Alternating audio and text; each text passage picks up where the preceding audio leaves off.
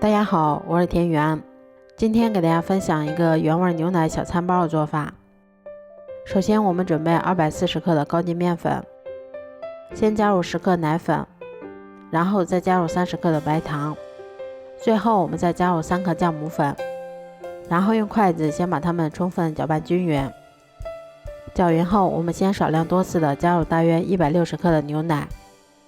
然后用筷子先把它们搅拌成这种面絮状，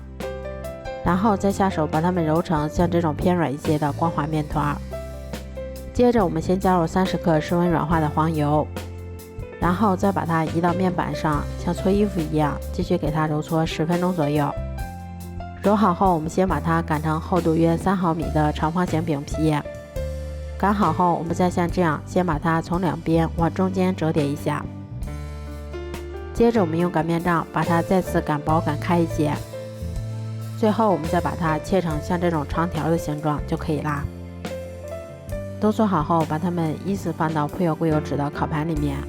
然后再给它盖上保鲜膜，让它常温醒发这2倍大。醒好后，我们在表面先刷上一层牛奶或者鸡蛋液，然后再把它放到烤箱里面，烤箱中层上下火160度，烤20分钟左右就可以啦。这样做出的原味牛奶小餐包吃起来非常的松软香甜，咬上一口还有一股浓浓的牛奶的香味儿。如果喜欢的话就试试吧，喜欢我的视频就关注我吧，谢谢您的支持。